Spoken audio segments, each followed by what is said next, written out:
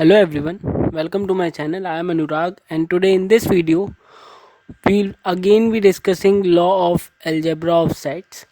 And abhi tak at this point we have discussed four laws of algebra of sets. The first one that we discussed was idempotent law.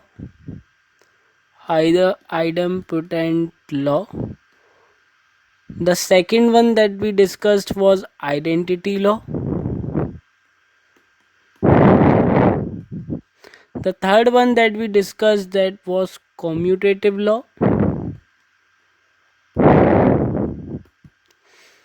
The fourth one that we discussed was associative law. तो इन चारों law का proof मैं पुरानी videos में करा चुका हूँ. तो अगर आपने वो वीडियो अभी तक नहीं देखी है और अगर आपको इनके प्रूफ में कोई भी प्रॉब्लम है या इनके एक्सप्लेनेशन में कोई भी प्रॉब्लम है तो आप उन वीडियो को चेकआउट कर सकते हैं.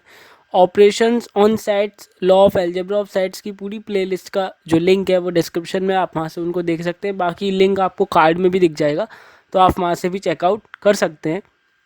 आज इस वीडियो में हम देखेंगे rule number 5 and this will be the final video on the law of algebra of set, क्योंकि now we have remained with the two laws. The fifth one that we have remained is distributive law. Distributive law actually ये सब basic laws हैं जो हमें practical problems on set solve करने से पहले पता होनी चाहिए, because there we again need to derive some formulas. And the last one that is remaining is the De Morgan's law, and De Morgan's law is the most important law. Okay, for any point of view. आप चाहें इसे अपने CS, अगर आप CS के भी student हैं तो आप वहाँ पे भी इसका यूज़ देखेंगे. आप इलेक्ट्रॉनिक्स के स्टूडेंट हैं तो आप वहाँ पे भी इसका यूज़ देखेंगे. Day Morgan's law is the important one.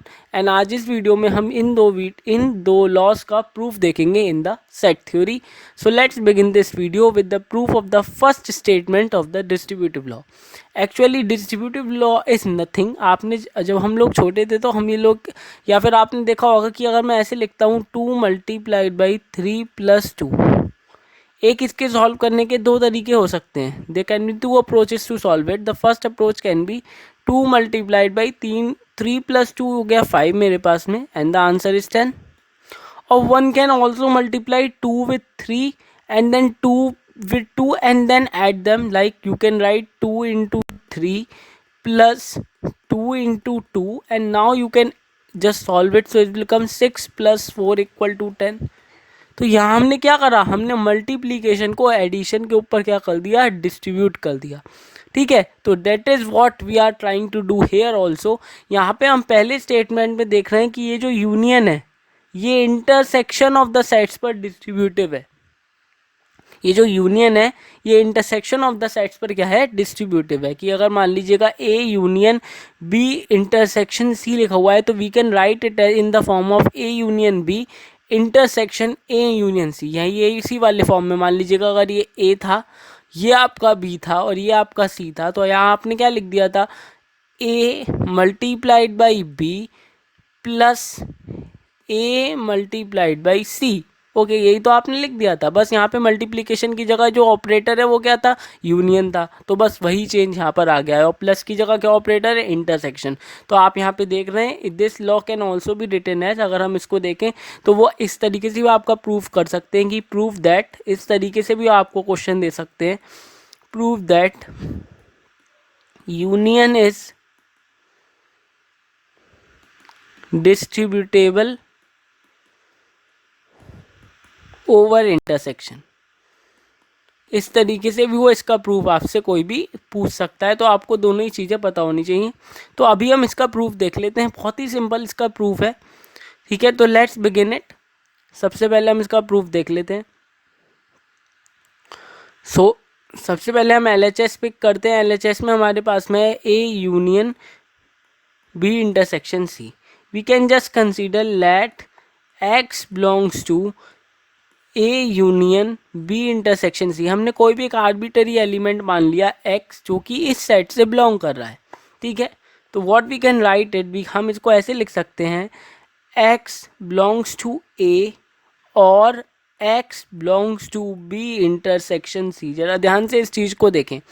यहाँ पर हमारे पास में यूनियन था. यूनियन में हमेशा हम क्या यूनियन को रिप्लेस करते हैं और से, और दोनों में कर दिया x a से बिलोंग कर रहा होगा और x belongs to this set b intersection c. Now it can again further it can be made like that x belongs to a, or you can see here this intersection is nothing, it is AND. So x belongs to b and x belongs to c. We can write it in this form. Okay, now you can just distribute this OR. So x belongs to a or x belongs to b and x belongs to a and x belongs to c. Okay, so now it will become, अगर मैं देखूँ तो यहाँ और है तो मैं लिख सकता हूँ x belongs to a union b. यहाँ पर आप देखें यहाँ पे एंड ही रहने दें एंड यहाँ पर आपका एंड है, ठीक है. नो, यहाँ पे आपके पास में क्या आएगा, और ही आएगा, बिकॉज नाउ दे आर सेपरेटेबल. यहाँ पे आपके पास में क्या आएगा, यहाँ पर हमारे पास में और आएगा. अभी मैं इस लाइन को एक बार फिर से एक्सप्लेन कर दूंगा. It will be equal to x belongs to A union C.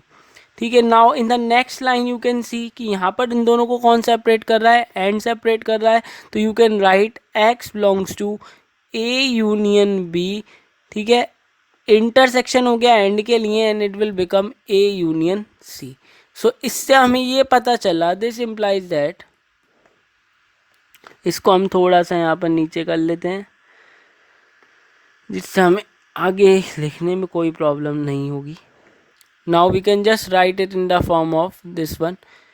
Therefore इसका क्या मतलब है कि जब मैं यहाँ पर A union B intersection C set लेके चला तो मुझे लास्ट में सेट मिल गया A union B intersection A union C. यही तो आपने देखा. इक्वल है या नहीं है ये तो मैं नहीं कह सकता, पर मैं ये जरूर कह सकता हूँ कि ये इसका सबसेट जरूर होगा, ये इसका सबसेट ज़रूर होगा. ठीक है. Now and mark it as equation number 1. Now similarly you can prove for RHS. इसको आप यहाँ पे सिमिलरली करके लिख दें. सिमिलरली अगर आप देखें तो RHS जो आपकी थी वो क्या थी, अगर आप देखें तो आपका RHS क्या थी, RHS was A union. Okay, तो देखो जब हम ये वाला सेट लेके चले A union B intersection C तो हमें लास्ट में कौन सा सेट मिल गया, ये वाला सेट मिल गया. तो इससे हम ये कह सकते हैं कि इक्वल है या नहीं है ये तो हम नहीं कह सकते, बस ये आपस में सबसेट जरूर होंगे. ठीक है. Similarly you can write here, similarly जब आप A union B intersection A union C लेके चलेंगे तब आपको एक सेट मिलेगा that will be A union B intersection C. Equal होंगे या नहीं होंगे उससे कोई फर्क नहीं पड़ता, बट ये आपके पास में इसका सबसेट ज़रूर होगा. Mark it as equation number 1 and mark it as equation number 2. So from 1 and 2 you can easily say that union is distributable over intersection. ठीक है, ये आप बात यहाँ से बिल्कुल आसानी से कह सकते हो. ठीक है, यही बात देखो हमें यहाँ पे प्रूफ करनी थी. एक बार मैं फिर से इसको पूरा समझा देता हूँ. हमें ये बताना था कि ये जो यूनियन है ये इस इंटरसेक्शन के ऊपर डिस्ट्रीब्यूटेबल है. ठीक है. If I say A union B intersection थी then it can be also be written as A union B intersection A union C. यानी कि दोनों सेपरेट उनका यूनियंस और उन पूरे का इंटरसेक्शन दोनों का. ठीक है. तो हम सबसे पहले क्या लेके चले, सबसे पहले हमने LHS लेके चले. हमने एक आर्बिटरी एलिमेंट x कंसीडर करा जो इस सेट से बिलोंग कर रहा था. So it can be written as x belongs to a. For union हमने यहाँ पे ऑल लगा दिया और फिर b इंटरसेक्शन c हमने ऐसे ही लिख दिया. अब इस इंटरसेक्शन के लिए हमने यहाँ पे एंड लगा दिया. ठीक है. एंड दिस और is distributable over these two. ठीक है, दिस और is distributable over these two. देखो ये दोनों तो पॉसिबल हैं ही कि ये दोनों होंगे ही होंगे बिकॉज एंड लग रहा है. व्हेन वी से एंड इसका मतलब दोनों साथ में हो रहे हैं. दोनों चीज़ों का अपना एक सिग्निफिकेंस है, दोनों का एक इम्पॉर्टेंस है. जैसे कि आप क्वेश्चन पेपर में देखते होगे तो जब हम ऑल लगा के देते हैं तो आपके पास में एक चॉइस होती है कि आप क्वेश्चन या तो ये वाला मान लीजिए का क्वेश्चन कर ले या फिर ये क्वेश्चन कर ले. लेकिन जब हम एंड कहते हैं तो आपको दोनों ही करने हैं, you don't have any choice, ये भी आपको करना है और ये भी क्वेश्चन आप ये इसमें भी चॉइस नहीं कर सकते और इसमें भी चॉइस नहीं कर सकते, you have to perform both. तो देखो ये तो दोनों होने ही थे बट इसके साथ चॉइस थी, ठीक है। तो ये further it can also be written as like that, इसको हम ऐसे भी तो लिख सकते हैं, इसमें कोई मतलब इसको तो केवल हमने एक सिंपल अपनी लैंग्वेज में ट्रांसलेट कर लिया और समझ लिया कि भाई इसको ऐसे भी लिख सकते हैं, ठीक है। नाउ और को फिर से यूनियन बना दिया, और को फिर से यूनियन बना दिया और एंड को फिर से इंटरेक्शन बना लिया, देखो वही वाला सेट बन गया। तो इट इज़ नथिंग, ये बहुत ईजी है, आप आसानी से इसको कर लेंगे। तो यहाँ पे हमने पहला स्टेटमेंट तो प्रूफ कर दिया, ठीक है। एंड द सेकंड स्टेटमेंट मैंने यहाँ लिख दिया है ट्राई इट योरसेल्फ। इसका एक और क्वेश्चन बन के आ सकता है that intersection is distributable over union. ये किस में आ सकता है, that intersection is distributive over union. ये मैं कैसे लिख रहा हूँ कि इंटरसेक्शन डिस्ट्रीब्यूटेबल ओवर यूनियन, देखो यहाँ पे इंटरसेक्शन है और ब्रैकेट के अंदर यूनियन है, तो दोनों का सेपरेट इंटरसेक्शंस और जो बाद में दो सेट बने उनका यूनियन। या आपको उसी मेथड से आप इसको आसानी से प्रूफ कर सकते हैं। Now let's go to the rule number 6 and the last and the most important rule that you have studied till now, that is De Morgan's law. Actually De Morgan's law का आप एक समझे कि it has its own significance in the set theory. सारे laws एक तरफ पर De Morgan's law एक तरफ, और इसका प्रूफ भी इम्पॉर्टेंट प्रूफ है, ये मैं पहले ही बोल देता हूँ, डिमॉर्गन्स लॉ का प्रूफ इम्पॉर्टेंट प्रूफ होता है, दिस इज इम्पॉर्टेंट। इतने सारे आपने अभी तक प्रूफ देखे बट डिमॉर्गन्स लॉ का जो प्रूफ है ये इम्पॉर्टेंट है आपके। देखिए आप देखें तो कॉम्पिटिटिव एग्जाम्स में तो क्वेश्चंस आते हैं डिमॉर्गन्स लॉ से, पर आपका अगर कोई स्कूल एग्जामिनेशन है तो आप वहाँ पर देखें तो इसका प्रूफ आपसे एग्जाम में भी पूछा जा सकता है, ठीक है। तो इसका फर्स्ट स्टेटमेंट देखो ये क्या कह रहा है कि अगर मैं ए यूनियन बी का डैश यानी कि उसका कॉम्प्लीमेंट लेता हूँ तो वो मेरे इस सेट के इक्वल होगा A dash intersection P dash. अगर मैं ए यूनियन बी का डैश लेता हूँ तो it is equal to A dash intersection B dash. It can, ये देखो ये ऐसे भी पूछा जा सकता है ए यूनियन बी का bar, because bar also denotes complement, तो it will be A bar intersection B bar. जब हम यूनियन का बार ले रहे हैं तो इंटरसेक्शन दोनों के सेपरेट कॉम्प्लीमेंट्स का इंटरसेक्शन होता है, ठीक है। तो इसको वो लैंग्वेज फॉर्म में भी लिख के पूछ सकते हैं। मेथड अभी हमारे पास वही है, हम पहले LHS उठाएंगे। LHS in this case is A union B dash, okay. So we will be considering let x belongs to A union B का डैश, ठीक है।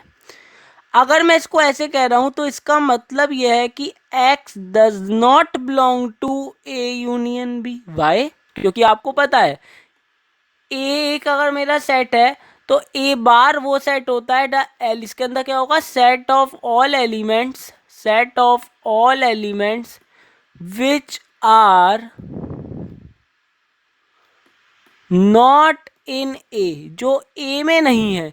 तो अगर x मेरा इससे बिलोंग कर रहा है तो x इससे तो बिलोंग नहीं कर सकता। लेट अस कंसीडर, अगर आप मान के चलें कि मान लीजिएगा इस पूरे सेट को मैं p बोल देता हूँ, मान लो इस पूरे को मैं यहाँ पे p बोल देता हूँ, तो इस वाले स्टेटमेंट का कॉन्सिक्वेंस क्या हो गया, x belongs to p dash, या फिर आप कह सकते हो x belongs to p dash कह सकता हूँ, या फिर आप एक, हमने p माना है ना खाली इसको, तो इसका मतलब क्या हो गया, x बिलोंग्स टू, अगर मैं इस सेट को a यूनियन b को p मानता हूँ तो ये बन जाएगा x belongs to p dash.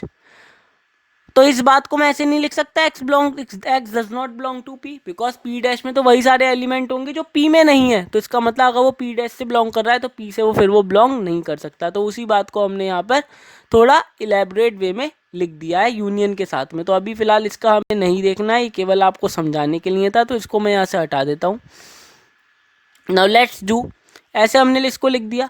Now it can be written as x does not belong to a and x does not belong to b। अब एक क्वेश्चन आपके दिमाग में आ रहा होगा कि मैंने चाहे कितनी भी वीडियो अभी तक law of algebra of sets पर डाल दी, उसमें मैंने एक बात पे फोकस करा हुआ है कि all denotes union and denotes intersection. तो अब मुझे एक बात समझ में नहीं आई यहाँ पर कि जब यहाँ पर ये यूनियन था तो मैंने यहाँ और क्यों नहीं लिखा, बट आप ध्यान से मेरी बात समझे। वैन ये देखिए एक्स यहाँ पे आप देखें does not belong to A union B, इसका क्या मतलब है कि मेरे पास में एक सेट है ए यूनियन बी, उसका एक्स पार्ट नहीं है। तो कब नहीं हो सकता, नहीं के केस में यूनियन शिफ्ट्स टू एंड। वैसे आप इतना याद रखने की जरूरत नहीं है, कि रटने की जरूरत ही नहीं है, आप केवल ये समझें, ये आप समझें कि मान लीजिएगा ए यूनियन बी कोई सेट है, उससे एक्स बिलोंग नहीं कर रहा। वो कब बिलोंग नहीं कर सकता, जब मेरा ये एक्स ना तो इस बी में होगा और मेरा ये एक्स ना इस ए में होगा, तभी तो ये कंडीशन हो सकती है। तो उस कंडीशन से हमने यहाँ पर एंड लगा दिया। Okay, now it can be written as x does not belong to A, इसका मतलब x belongs to A dash. अगर एक्स ए में नहीं है तो ए डैश में तो होगा। A dash contain all those element which are not in A. Okay, and जब एक्स बी में नहीं है तो इसका मतलब एक्स उसके कॉम्प्लीमेंट में जरूर होगा। ओके, जब एक्स बी में नहीं है तो बी के कॉम्प्लीमेंट में तो होगा ही होगा। So it can be written as, अब एंड लग रहा है देखो बीच में, तो एंड का मतलब इंटरसेक्शन। ठीक है, तो you can write it as x belongs to A dash intersection B dash. यही आपको दिखाना भी था, तो पहले आपने पार्ट तो पार कर लिया। तो इसका मतलब देयरफॉर हम यहाँ कह सकते हैं कि जब मैं ए यूनियन बी का पूरे का बार लेके चलता हूँ या डैश लेके चलता हूँ, तो लास्ट में मुझे उनके इंडिविजुअल बार्स का इंटरसेक्शन मिलता है। इक्वल है या नहीं है ये तो मैं नहीं कह सकता, बस ये इसका सबसेट जरूर होगा। So this is my question number 1. Now similarly you can prove that when you take A intersection okay and B bar, जब आप इसको लेके चलते हो दोनों के इंडिविजुअल कॉम्प्लीमेंट का इंटरसेक्शन, तब आपको उनके दोनों के यूनियन का बार मिल जाता है। तो यू कैन से कि इक्वल हो या नहीं हो इससे हम नहीं कह सकते, बस दोनों आपस में ये इसका सबसेट ज़रूर होगा। तो फ्रॉम इक्वेशन 1 एंड 2 हम ये कह सकते हैं कि ए यूनियन बी का बार इक्वल है ए बार इंटरसेक्शन बी बार के। This is the first statement of day Morgan's law और हमने इसको प्रूव कर दिया। सेकेंड स्टेटमेंट है दैट इज कि जब आप दो सेट्स के इंटरसेक्शन का बार लेते हो तो वो उनके इंडिविजुअल के बार के यूनियन के इक्वल होता है। ठीक है, इसको भी बिल्कुल सेम इसी तरीके से आप खुद ट्राई इट योरसेल्फ, खुद इसे ट्राई करें। इस वीडियो के अंदर इतना ही। ये लास्ट वीडियो थी law of algebra of sets पर। ठीक है, अब हमने जितने भी law of algebra of sets हमारे कोर्स में है उतना हमने देख लिया है। ठीक है, उनके प्रूफ भी मैं देख चुका हूँ। सारी वीडियोस चैनल पे अपलोडेड हैं, ये इसकी भी अपलोड हो जाएगी, तो आप उसको वहाँ से चेकआउट कर सकते हैं अगर आपको किसी भी लॉ में उसके प्रूफ में प्रॉब्लम है। अगर आपको इस वीडियो में कुछ समझ में ना आए तो आप कमेंट सेक्शन में कमेंट कीजिए, या वरना मेरी वेबसाइट है उस पर आप अपना क्वायरी पोस्ट कर सकते हैं। अगर आपने चैनल को अभी तक सब्सक्राइब नहीं किया है तो प्लीज़ कर दीजिए, वीडियो को शेयर करें, लाइक करें। इस वीडियो के अंदर इतना ही। आप चैनल से जुड़े रहें। Thank you very much.